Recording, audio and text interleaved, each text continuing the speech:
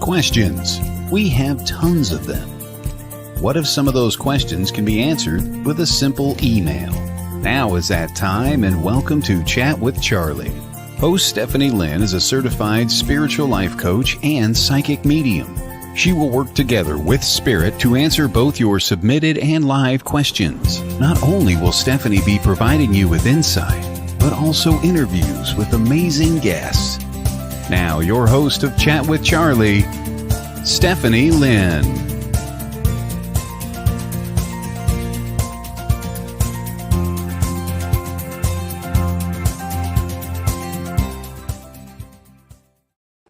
Good morning. Thank you for tuning in to Chat with Charlie on WLTK-DB Let's Talk Radio. I am so excited, and I know a lot of you have been waiting for this day as we've been planning. Good morning. Thank you for tuning in. And I'm excited because the backdrop is just phenomenal. As you know, our guest today is James Annitto. He is actually joining us live from Romania, where he is an ambassador for Mysterious Adventures Tours. And guys, his backdrop is Bram's Dracula Castle. I mean, you can't get any more Romania than Dracula's castle. So please help me welcome James to the show. Thank you. Good Yes, morning. I was going to surprise everybody, Stephanie. Well, good morning to you, and then pretty much good evening for me. Yes.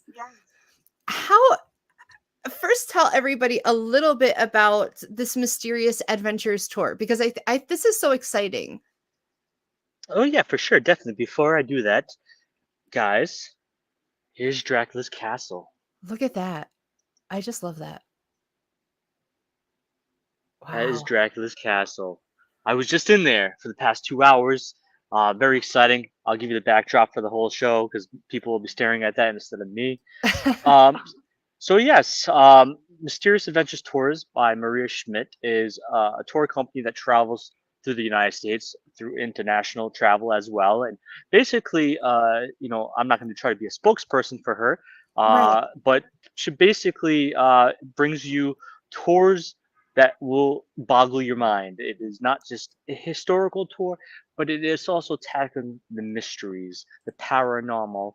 But it's an amazing tour. Maria is full of energy, and for Romania, we are as well co-led, not by just myself as an Right. ambassador, but Romania Thrills Okay. with Vlad, and he actually is related to Vlad Tepes in the family lineage as well. So Wow. it's interesting that we have an ancestor being Yes, our tour absolutely. guide. He was in my ear not too long ago. This is Okay. for that, and he's not in my ear anymore. They left me behind, unfortunately. So hopefully, I can make my way home and no Yes. vampires kidnap me. But Right. yes, Right. Romania has been awesome. This is, I think, day 5. I could be wrong. I've lost track of time. Yeah. But yes, it's been amazing. We have a few more places that we get to investigate and check out, such as the Hoya Forest, which is a suicide forest comparable to Wow. Akagahara Forest in Japan. Okay. We are the first international group to check out Vlad Tepes' birth home. Wow. Eat there, then investigate because it is a restaurant now. And That's awesome. we are as well the first international team, I think, beside maybe Ghost Adventures, to investigate Corvin's Castle. And Corvin's Wow. Castle has a lot more to do with Vlad Tepes than Braun did. Braun probably only seen Vlad Tepes maybe once in this time Okay. frame. It's called Dracula's Castle because of the movie and Bram Stoker. Yes. And it is, of course, beautiful. But Corvin's Castle actually imprisoned Vlad Tepes for 7 years. So we get to check that out, which is fascinating to me. And that's It is. within upcoming days. Yeah, and there's so much history there too, which to Mm, me is just, and like you said, being able to go in and investigate. And so before mm, we kind of get into how you got into being a demonologist and of course. becoming a deacon within the church, tell us a little bit about investigating and how you got involved, which came first, the paranormal or the demonology, and how that kind of fell Mm. together for you. So it was like a mixed bag. It was like a smorgasbord of what got me involved in this field. It was a mix of theology, a mix of the paranormal, a mix of science. I really deep questions when I was a child, going through childhood trauma, Right. that kind of enabled me to have an agnostic viewpoint of faith, Okay. where I would more so call myself a Darwinist, and like I Yes. really led towards biology and science more than anything, and was raised by a Lutheran family. So, somebody that was forced to go to church every Sunday. Mhm. I rebelled kind of against the nature of what I was spoken to about, Right. and kind of sought my own answers.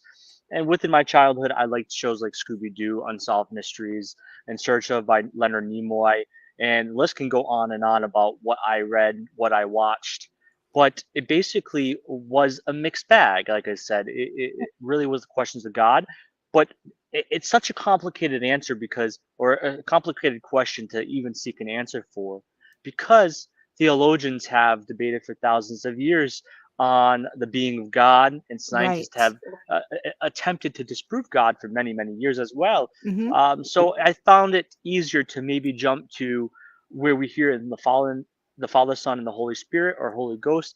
I thought I would tackle the spirit and ghost phenomena of it, Right. and thought if I could solve what spirits or ghosts are. Of course, remember, I'm a child. I started in this field at Yes. 14 years old.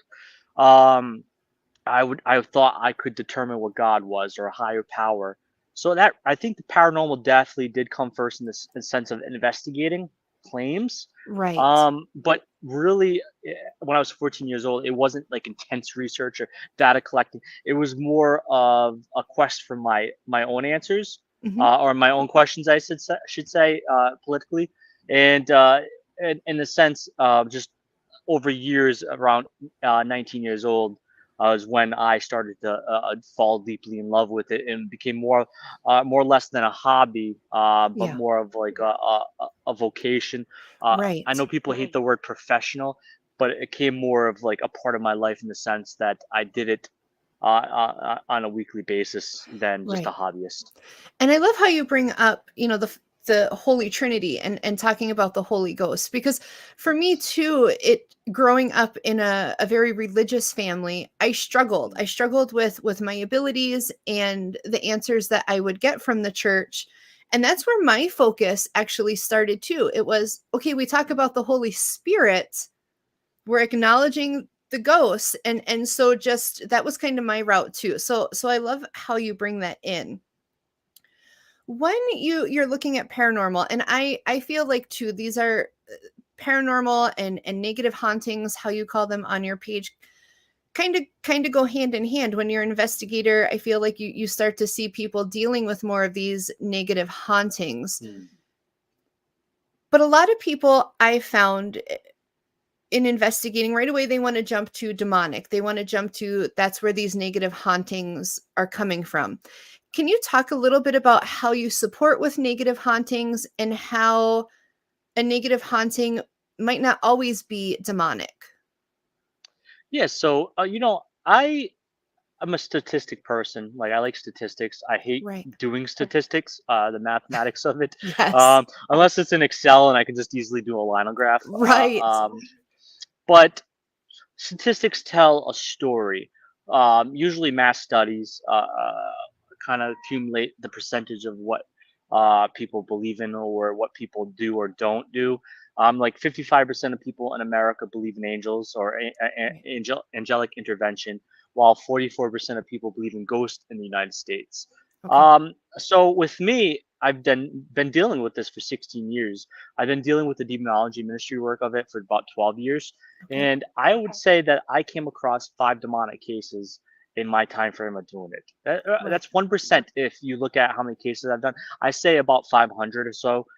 So if you take that, that's 1% of my cases actually Right. were demonic. And it's, negative can be employed in many different avenues. Hmm. People can be scared, or be fearful of the situation or what's going on, and to them that's negative. Sometimes spirit just wants to reach out to communicate, might Right. scratch, might move something, and people have um, negative responses to this, and they make it negative. As far as like what my search of what in the negative hauntings, I started off, like I said, as a paranormal investigator, in the sense of basically a hobby, then actual Right. research. And then when I started doing residential cases, I had an epiphany. I dealt with this one case basically in the standpoint of where they didn't just want data. They didn't want concrete proof that they were dealing with something. They Right. wanted it gone. They wanted it removed, or they wanted some sort of conclusion. And as a paranormal investigator, you cannot come up with that conclusion. And even as a demonologist or a minister, it is still sometimes to deliver that conclusion, because it's not, none of this is empirical. This is all Right. speculation, or a pseudoscience for what many people claim it to be. But I wanted to reach on that another level of understanding of what can I do beyond this measure of just collecting data. And that's really kind of how I started kind of analyzing demonic cases, negative cases, regular hauntings, poltergeist hauntings, Right. psychokinesis, and so on and so on. It's really hard to determine sometimes the difference between a negative and a demonic haunting. But one thing I can give you within the short period of time is I always hear people claim it's demonic, but um, when people are going to leave their house, let's say the haunting is so bad in their house, Right. and they're going to go get a hotel, right? This is a Mm-hmm. common thing. People are going to sell their house. They're going to leave to go get a hotel and leave Right. their house. A demonic haunting, a demonic entity would follow the person to the Right. hotel, to the new location. It would not linger in the house. It doesn't want the house. It wants the person that it's trying Yes. to target. So that is a big key point I always tend to lean on. Okay, what happens when you leave the house? Are you fine? Okay, if you're fine, then there is a negative occurrence to this, or some sort of other piece to the puzzle that we have to figure out. Right. But usually that does cancel out the demonic level, unless it is affecting a certain individual.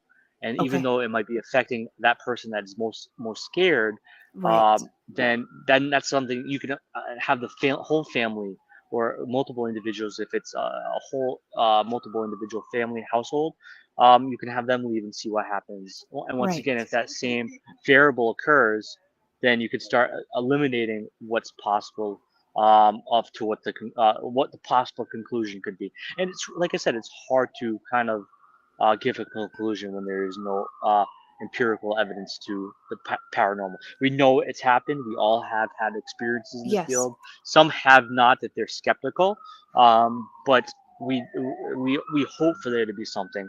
And most of us have experienced something. I have. Yes. We investigated an abandoned mansion last night. I'm very objective.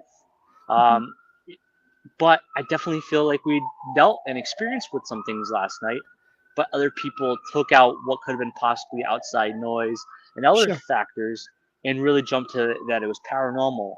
Maybe it was, maybe it wasn't, but we have to take that extra microscope, or that extra lens, and look down it, Absolutely. and to be objective about it. I agree completely. And I know, some people within society are moving away from the fight, or that spiritual warfare that I still believe, goes on, the good versus the evil, and the battles that we have you found that working in this field, working as a demonologist, Mhm. has caused you to be in certain situations because of that battle? Do you feel that it makes you more of a spiritual target? Well, I think a demonologist is the calling. Like I lectured on it last night for the people that are joining this tour, because I wanted them to get a little bit a piece to know me, of why I got in this, why I do what I do, what is demonology. But I think the trauma that I went through as a child, it was the launching point for me to get involved in this field in some form. Because it made me look at what is quite possibly in a negative lens of what people deal with, and I was able to deal with that, even though I'd never dealt with a haunting when I was a Yes. child. But yeah, I definitely think a demonologist is marked once they start dabbling in this field. Yes, you can study it. Demonology. by definition on Webster is the study of demons and the lore. But I believe a better definition of it that was coined by me and Carl Johnson when we were part of Duo Demonology.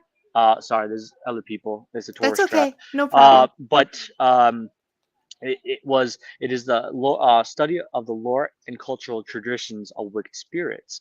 And when you take that study, then you apply it in a physical manner, such Right. as taking the literature and the classifications and looking at it through the scope in a physical form of you're dealing with cases, maybe people that are afflicted. Um, there's dangers to that, and there is in a sense, does make you a target, because when you start meddling with the enemy of your faith, the enemy of Right. humankind, they understand that. I don't know necessarily 100%ly to what a demon is. You know, I Yeah. have a faint idea of what most demonologists agree upon what it is, but I do know that I have been affected in the sense of friendship, relationships, Yeah. as well as cases where I was acknowledged in the sense of retaliation before, pre-retaliation, in the sense that if you get involved, this is what's going to happen. I had a prolific nightmare one time about Right. me killing a family that I was going to get involved with. Of course, this didn't happen because I'm not in prison to this day. I'm in Romania, Right. and it does become scary, and that's why I tell people. If you're getting into this field of demonology, you have to understand that it's not all bells and whistles. Yes, I Right. am fortunate to be in Romania. I am fortunate to speak throughout the whole United States, but that is not what I got into it for. I got in to Right. help people. I got into it to better understand evil. I'm a big component of Epicurus and Yes. Theodicies, good and evil, and that's my interest. Helping people is my interest. This is all whipped cream and cherries. Sure. But you Absolutely. can demonology is not a fortune. It's not celebrity status. It's really dangerous if you start applying it, and if you start throwing that title around nilly willy. Absolutely. You put yourself in danger. You're Absolutely. putting other people in danger, because people are going to call upon you as a specialist. And if you're Right. very subjective, if you're very gullible, if you're imaginative, you're Hmm. going to be detrimental to the people that are reaching out to you. Absolutely. And it is dangerous, because It is. I know a lot of people that call themselves demonologists, and I'm not being judgmental, because Right. I faced it as a child. Remember, 14 years old. I started using the moniker of demonologist when I was probably 22 years Sure. old, Okay. and I fought a litany of people that said, James, you're too young for this. You're not good enough. Don't do this. You're putting yourself in danger. But I never listened to those people, because I knew in my heart Right. that it was my calling. And mind you, on my heart, I have the imperial signia, which is Okay. Star Wars related. But for you Star Wars fans, but I it I knew in my heart this is what I was meant to do. I overcame that trauma. I was a suicide survivor. Hmm. I survived a lot of things that was thrown my way, and I knew the paranormal was going to be a key component to my life. I wanted to be two things when I was a child, and one of them kind of came true. It was to be either a police officer or a priest. And why I Sure. wanted to be a priest is because I thought if I became a priest, I'd be able to have a better understanding of what God was. Once again, back Right. to the beginning, or I wanted to be a police officer because I thought I was going to be a badass. But I am a deacon now, and I Right. sort of kind of made my way to that kind of goal. Yeah. But it's enlightened me with my faith, and it has enlightened me to realize demons do exist, because for a long time I did not believe it. I didn't Yeah. believe it was a phenomena, and I can tell you, for you people, even though I have only come across 5 cases, it's real. It's dangerous, Absolutely. and it's no fun.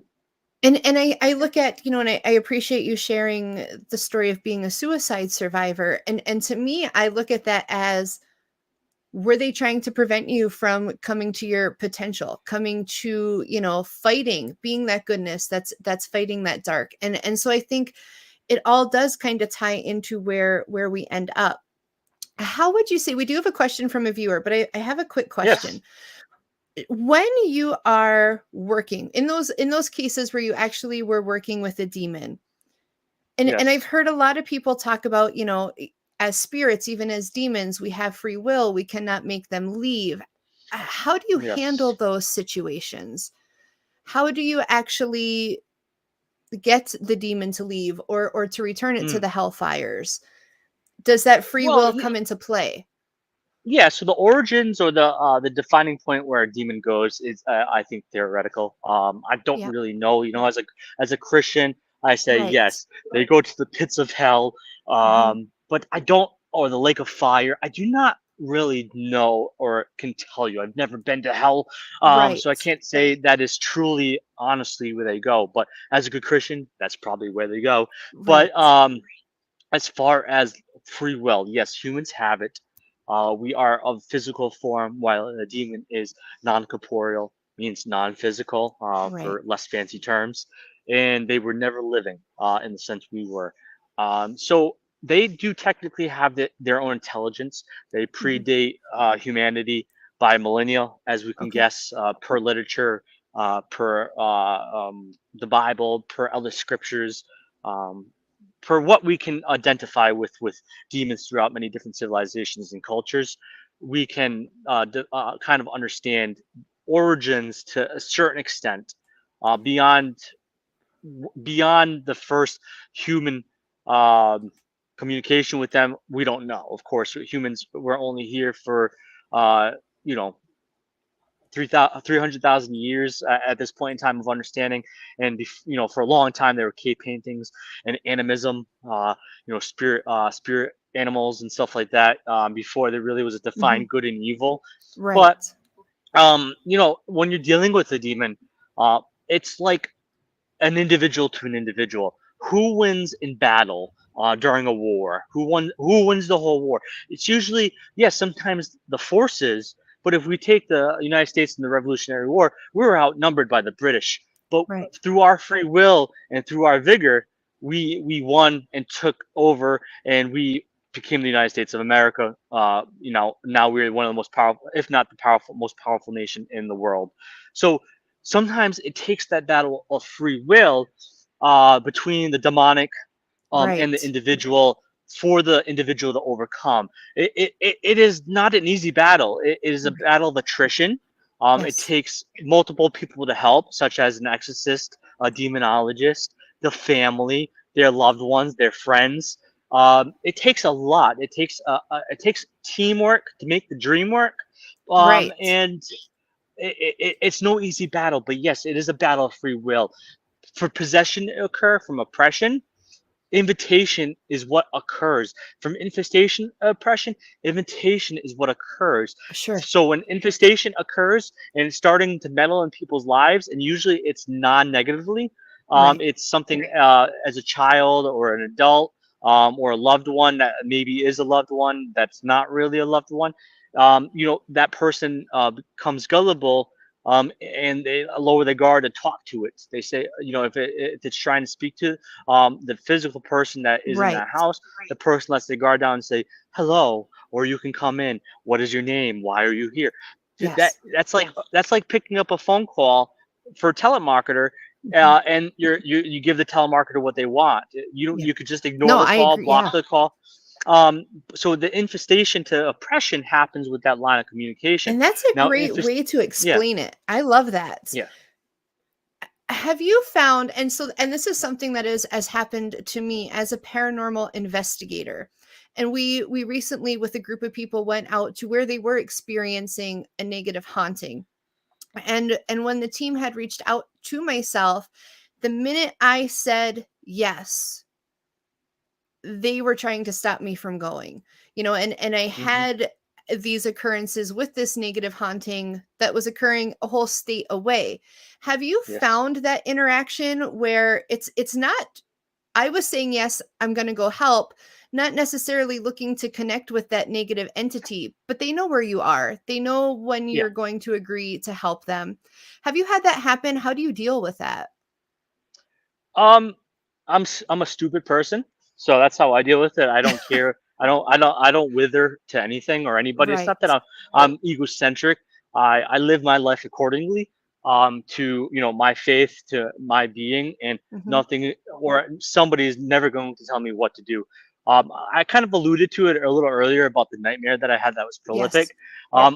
I haven't had many occurrences. I would say two times that I could figuratively remember where I dealt with something inhuman or negative, Hmm. trying to meddle in my life. One was when I was in my apartment many, many years ago before I had my house. I woke up to rough, like scuffling out in the living room and then scuffling out my side of my door. At first, I thought it would be my cat. I have a cat. Right. Cats during the night go crazy, Oh, of course. yes. We all know that if we have cats. But to my surprise, my door was closed, and guess what? At the foot of my bed, my cat. So I this is, if I remember correctly, a little before a case, probably about a week or so before a case, of committing to it, and basically, I think it was attempting to scare me or meddle Right. or trying to divert my attention, say, oh, I don't want to go here because it's going to affect me and Yes. my home. But what I do is I'm like a papa bear. If you go in a cave and Hmm. try to wake a papa bear up in the cave, the bear's probably going to attack you. So I, of course, was as positive as possible because you can't Yes. fight something negative with negativity. That Exactly. it does not work like that. So I got up. I said, "Please go away." I started lighting incense. I started saying prayers. Then I went to peace comfortably. Right. As far as the second prolific nightmare that I had was a true demonic infestation case with a family of five, so two adults and three children. And I had got off the phone call with them on a Saturday. I was in touch with them through email. I usually do a multiple point of interviews with the individuals just so Right. I can line up the stories and see if they're lying or changing their stories. And I now being a parent myself, having two little boys, Yeah. I have always kind of had a connection to children, so I usually speed those cases up very fast. Absolutely. Um, so I basically told them, yeah, I'll come out a week from now. That's the soonest I could get because I work a day job. And Right. basically, this not the Saturday night that I went to bed. So Saturday into Sunday, I had this dream of going to this house. Mind you, I've never seen the house before. I barely ever see the family members, so I've Right. never seen their face. I've never seen their full body. I've seen scratches. I've seen their stories through emails, through the phone calls. So I've heard their voices. I, in this nightmare, drove to their location and um, saw their surroundings, saw their house, Right. saw the family, and instead of helping them, I killed every single one of them. Oh, Imagine the yeah. movie Saw. That was Right. my graphic nightmare. I Yeah. dismembered every single member of that family. I woke up startled. If I wasn't a fanatic of horror movies, I probably would have vomited. Right. Yeah. Um, but so when I went to this household a week later, and mind you, it didn't deter me because once again, I'm a nut. Right. Um, I was startled in the sense that the family that I seen in my nightmare, from head to toe, they were wearing the same clothes, the same haircut, same facial Yeah. expression, same face, same dimples. The house had the same siding, the furniture was in the same location, the surroundings was the same, and that was startling to me. It Yes. was a little hard to get through that case while being there, but it was one of those cases that went very easy. It took Yeah. two times to go back, and then it was settled. But Yep. if it could have taken longer if I left that case unwarranted, if I Absolutely. actually got scared and ran, that Yeah. family might have been spiritually molested for a longer Right. period of time I agree than 100%. than Yeah. if I got involved. And I have found that, in that recent case that I was at too, I was actually outside of my home and I was pushed and then started having dreams of upside down crosses. And Mm-hmm. I knew they were just trying to deter us from coming because we were coming to help. Yes. We were coming to not allow that. So I I actually feel a little better knowing other people go through that and it's not just a me thing because I had actually thought about reaching out to you at that time too, like, does this happen to you when they know you're coming to help for these reasons? But I do want to we're going to take a quick station break. When we come back, Okay. we're going to jump to some questions from our viewers that they have for you. And so we will see Okay. everybody back in just a minute.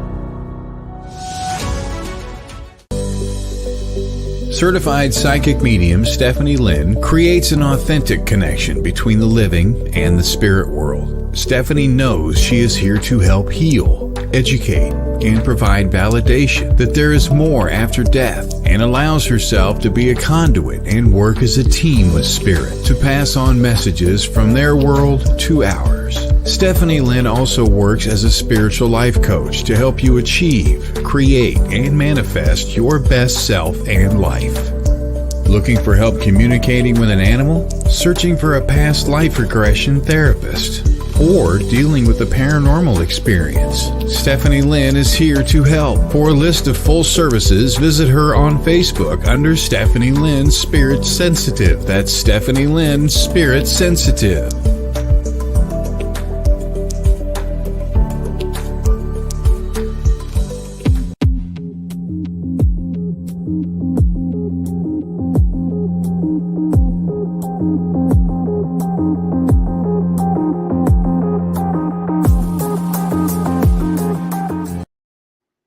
Everybody, welcome back to Chat with Charlie. It's about 30 after the hour.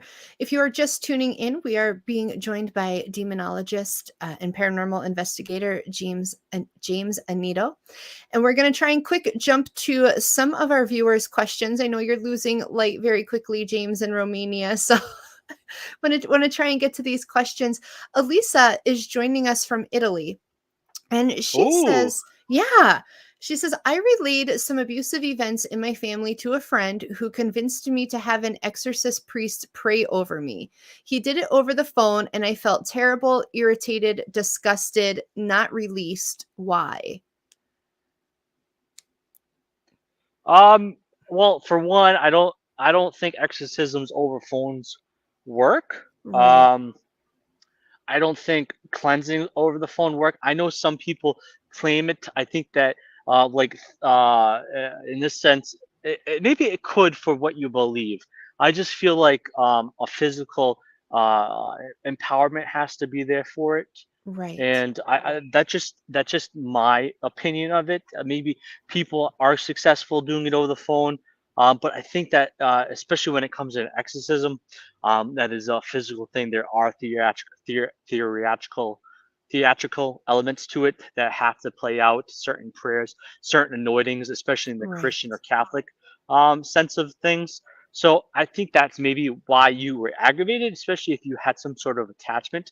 It could have exerted that activity. But in the sense too, as well, what's dangerous about it being done over the phone is there are times, especially if there are medical issues, that I have medical staff with me or have somebody that has a medical background. Absolutely. So what happens if you started convulsing or having seizures? Who's going to help you then? Nobody. That's dangerous. So I don't know if I answered your question, but I think that you got agitated because maybe you dealt with something, and it really kind of aggravated what could have been manipulating you or attached to you for a short period of time. Absolutely. And I agree, completely with what James is saying. And if you still feel like you're dealing with an attachment or something like that, find somebody to work with you in person to go through that counseling process and to talk to you. And you're in Italy too. You are in the fairgrounds of actual exorcists that will come out to your home with valid proof. It takes valid proof, of course, but in a sense, they won't call you. They'll come to your house, especially if it's the Roman Catholic Church. Absolutely. You're in Italy. That's the bread and butter of the Vatican right there. So And you had talked a little bit too, about the infestation, oppression, and I think a lot of times people don't realize there's these levels. It's a process. Starting with yes. attachments and things going on. So it's not, or in my experience, statistically, having an actual possession is very rare. Yeah, possession is rare. So out of my 5 cases, 3 of those were possession. Yes. So it is very rare. Um, Other people might come across it than I have. More so, yeah, there are other demonologists or specialists that might be more not subjective or imaginative, but more inclined to be less scientific and Right. use the word demonic more so than myself. Maybe they are uh, Right. Christians that believe that all spirits are demons, and Hmm. I can't fault them to say that they aren't incorrect, because Right. what we have to understand is with demons, um, demons are invisible. Spirits are invisible. Did I get locked out? I hope I didn't get locked out. Somebody let James in. No, I think they locked the gate. Hopefully not. But yeah, so these things are invisible, so we don't ever truly know what we're dealing with, and that's the scary part um, of the paranormal. Right. So we might I might be incorrect. They might have been demons, but they were easily to be able to be handled than a higher level demon. People Right. do believe there is different hierarchies Levels. or levels to the demonic world. So maybe they're right, but maybe they're wrong as well. And Elisa says, thank you very much. She says she does believe it's a generational attachment, and you did answer her question. She's going to seek somebody to talk to directly. All right, perfect. Yes, that's the best way to do it. I think they locked me in here.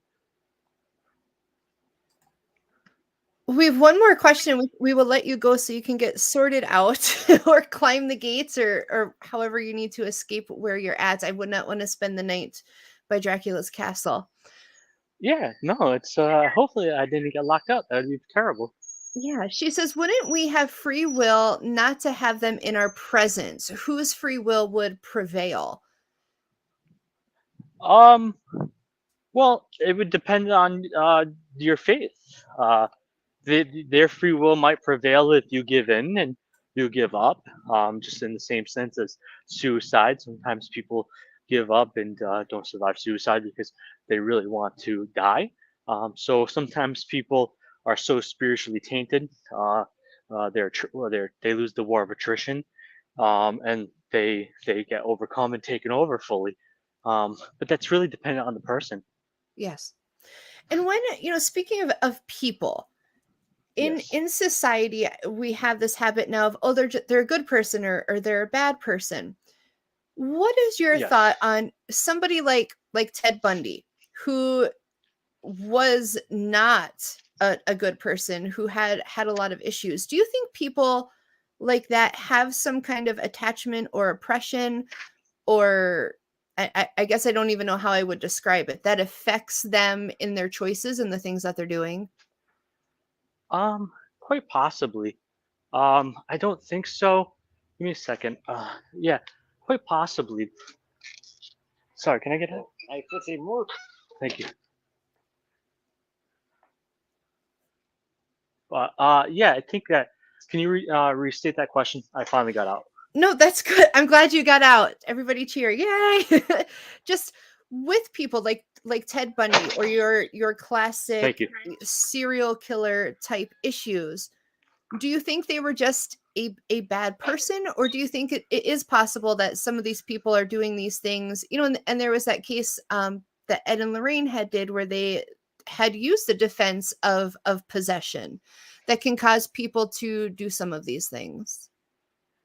Yeah, so I think Ted Bundy, even the son of Sam, used the form of a demonic dog, telling him, which is malarkey. Later, Yes.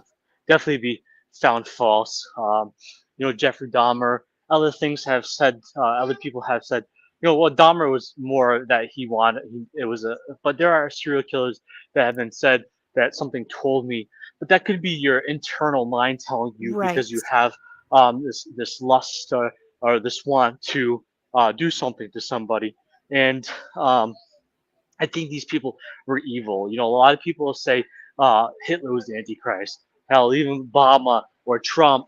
So Right. they're the political figures that people don't like. So I don't think they were ever necessarily dealt with the demonic. Maybe, sorry, maybe they were. They could have been employed by a malicious force as deceptors and to antagonize humans, but I don't necessarily believe that. I think people are evil, and as in dichotomy, there's good people, there's evil people, and I Yes. think that is not always reflected on the spiritual formula. Elisa asks, do you have a good prayer to turn to help overcome an attachment, to gain strength within ourselves and win the battle?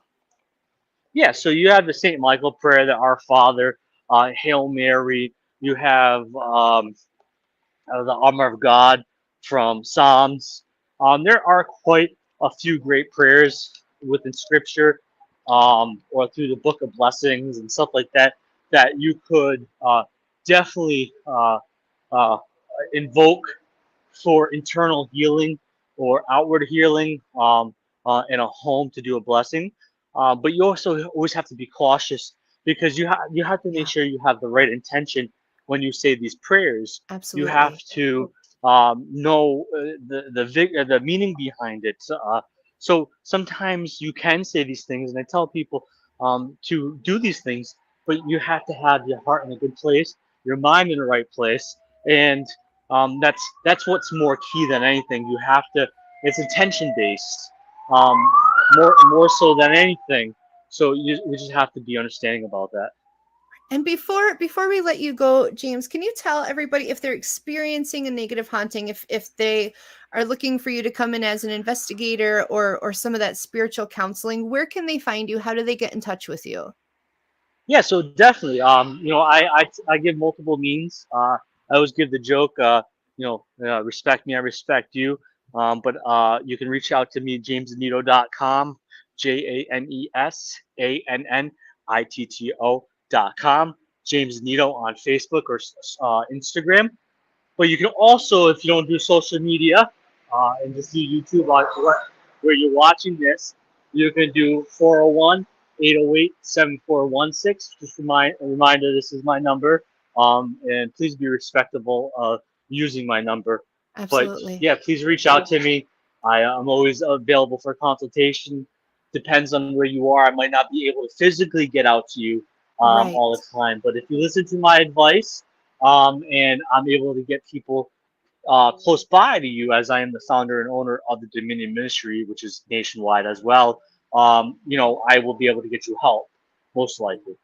Perfect. Well, James, I thank you so much for coming and sharing your knowledge, talking to our viewers, and giving us a small glimpse of Romania. I really appreciate your time today. Thank you. Thank you. Everybody, we are going to let James go. We're going to take a quick station break. And when we come back, I will be letting you know kind of what's going on with the show, do some cards, and tell you what's coming up on the station. We'll see you back in a few minutes.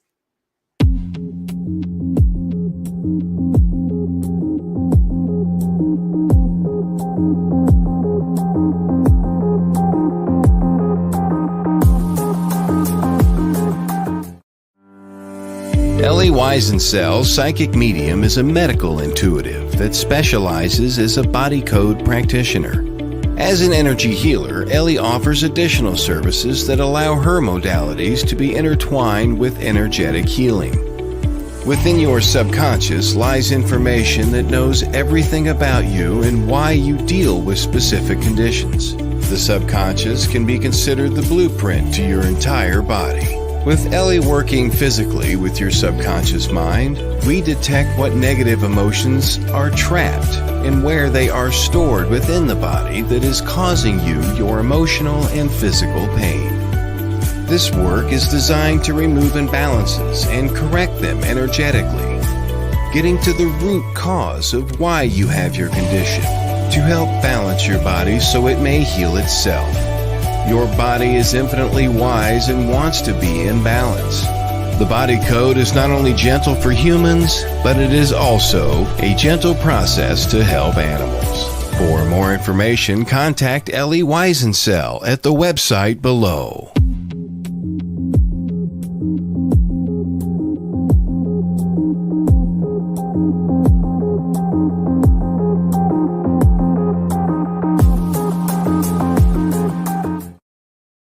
Hi, everybody. Welcome back to Chat with Charlie on WLTK-DB Let's Talk Radio. It's about 45 after the hour.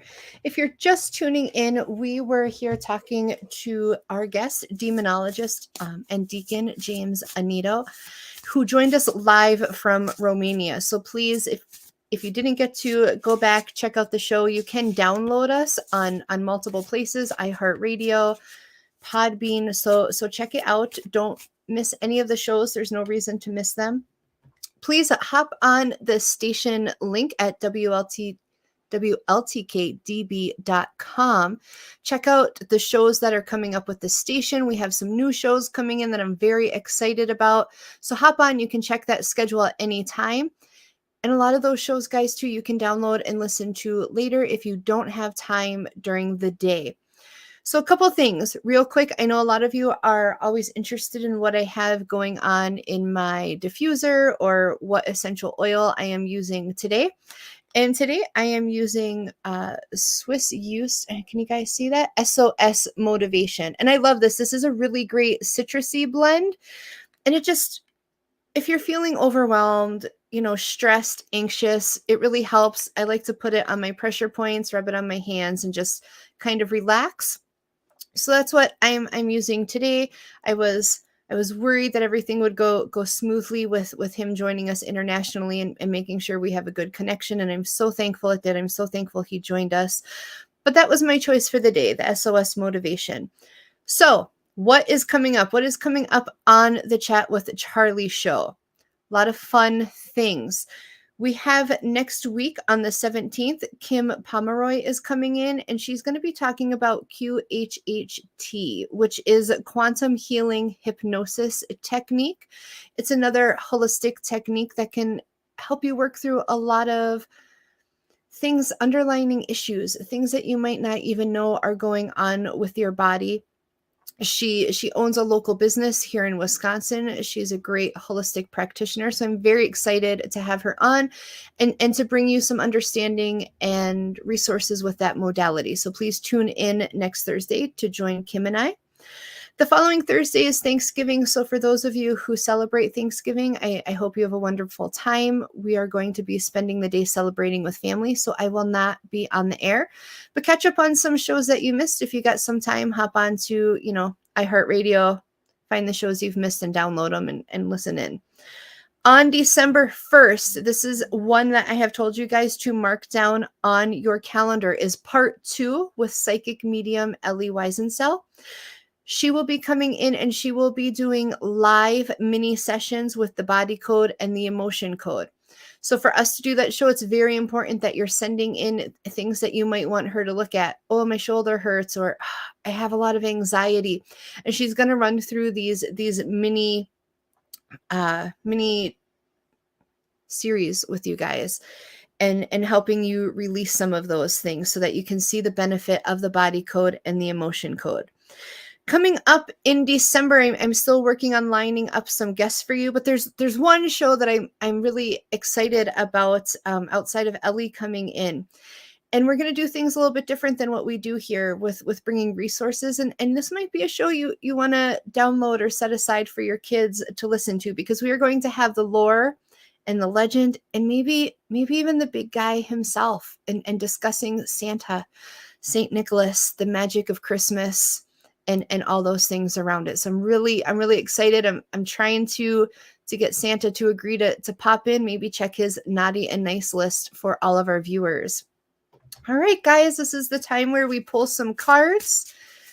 So if you have anything that you're looking for, wow, half the deck just fell down. So I guess we're going to just stick with the ones that stayed in my hand.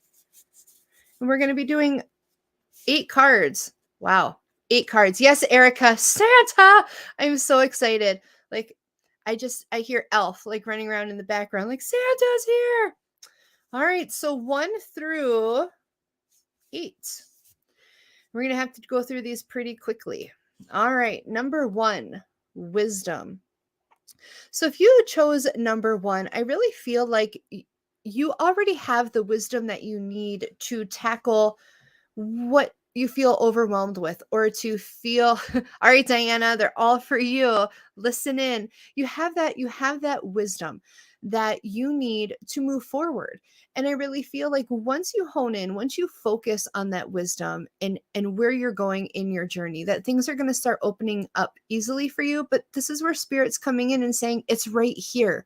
Use what we've already given you, what you've already retained, the resources you have. Use those now, and that is going to help project you forward.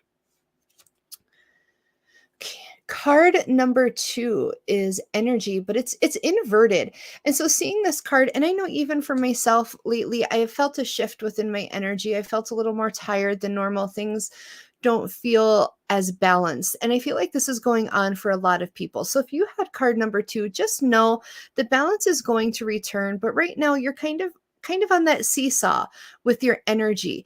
And so maybe spend a little bit more time, I'm hearing grounding, meditating, working with some of the things that you might work with, whether it's prayer, whether it's, I've been working with my skull lately. This is Gail. So I've been working with Gail. So working on those things to help return your balance, help yourself feel stabilized, because I feel like you're not feeling very stable, not feeling very even keel. Okay. Card number 2 is also inverted, and it talks about generosity. And I feel like with this card, what Spirit is saying is now is a time to be generous of others, when we think of generosity too, we think about giving things away. And I don't feel like that giving, that physical giving, is really what Spirit's talking about, but giving of understanding, giving of compassion, giving of being empathetic. Especially right now, we're coming out of an election. We know in America, all over the world, we have such vast political views from our friends, from our families, and we don't always give a lot of patience within that. It turns into a lot of finger pointings. It turns into a lot of frustrations. And so I think this is where Spirit is really coming in and saying, be generous, be kind, be generous in the thoughts and understanding of other people's perspectives, that, there's not always a right or a wrong, and understanding that sometimes the answer is there in the middle. Be understanding of that and generous with your thought, generous with your words. Card number, I'm losing track, guys. We don't usually do this many cards. Card number 4, manifesting dreams. So if you chose card number 4, I feel like you are stuck. You don't feel like you're manifesting. You don't feel like you're getting to where you need to be. But I feel like, again, this is where Spirit's coming in. Like, you have this knowledge, and I feel like it's you holding yourself back. So how are you holding yourself back? If you chose this card, it's really time to start reassessing why you feel this way, what you are not allowing yourself to do, or where you're holding yourself back, and allow yourself to do those things. Allow yourself to self-create. Allow yourself to pursue things that you want to pursue, that you want to bring into your life to bring you back into alignment. So look at some of those choices. Look at some of those other things. Card number 5, stillness. Okay. This one is hard for me. This one, I'm an Aries. I am like, let's run in there. Let's just, I'm like, hey, let's go. It's really hard for me sometimes to take my thoughts, especially when I'm frustrated, to slow my mouth, to quiet my mouth, to quiet my thoughts, to become still, instead of sometimes being brash, sometimes rushing in there. So if you chose card number 5 and you got stillness, now is a time, again, self-reflect, to practice. This is what my stepmom always tells me, practice the pause, right? Practice that pause. So before you just jump in, take time, connect with Spirit, look at those choices, practice that pause, and give yourself a second. whether it's making a commitment, whether it's making a change, but take time for that reflection instead of being like, oh yeah, this is what I'm going to do. Make sure it feels right for you. Make sure it resonates within you. All right, your next card, leadership. And when I look at this card, again, this one is inverted. I don't feel like it's referencing you not being a leader if you chose that card. I feel like it is more needing a leader or looking for that support to come in, that you don't feel like you have that support. You don't feel like you have that person that you can follow, that person that can help you gain the knowledge or gain the understanding. And one thing that always really resonates with me, when you're ready, that teacher will come, that leader will come, that person that you need, spirit will put there.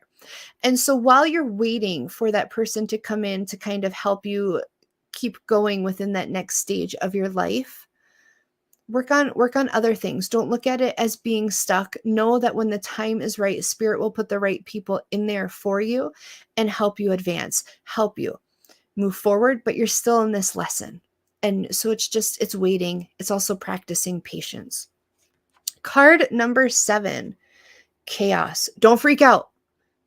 Card number 7 is chaos. I know we all freak out when we see chaos because we think, oh, everything's going to pot, right? But when I look at this, I kind of am brought to the resonation of with this card. It resonates with how I've been feeling lately, how a lot of people may be feeling lately, where you just feel chaotic, you feel unsettled. And this goes back to that energy flow. This goes back to not taking the time to meditate. I'm horrible at it. I get it, but not taking that time for self. Kind of coming out of a time that feels tumultuous, and how do we get our balance back? But know that this time of feeling this way, of having these chaotic moments in your life, while they come and go, you're coming to a point where these are going to start slowing, where you're going to see less chaos coming in. But I feel like you're in that stage right now. And so take time now within that chaos to connect more with spirit, to connect more with your higher self, with prayer, and process through that lesson, but know that it's coming to an end. Know that it's not going to last forever. Chaos does not last forever. And the last card, enlightenment. You know, if you pick this card, I really think that this is talking to a stage of spirits like, we're bringing you through all of this, especially if any of the cards you picked were connected to chaos, because it's like, we're bringing you through all of this because there's something to learn. There is an enlightenment about self, and enlightenment about others, about society, but it's that learning process. It's that wisdom and the knowledge that you're going to gain from the accumulation of all of these things going on in your life. So just know, whatever phase or whatever stage you're going through, you've now come to this point of being enlightened, coming to some kind of self-realization or understanding with the bigger picture. Okay, so really quick. Oh my goodness, this is a lot of cards, guys. Card number 1 was wisdom. 2 was energy, but remember it was inverted, so it was talking about that lack of energy. Generosity. Number 4 was not being able to manifest those dreams, feeling stuck. 5 was stillness. 6 is that lack of leadership, looking for somebody to come in and help fill that role for you. Number 7 was chaos, kind of weathering that storm, but knowing that that storm is coming through to the end. And number 8 was enlightenment. So I hope you all enjoyed the cards. I hope they were able to give you some insight that resonates with you. As always, I appreciate you tuning in every week.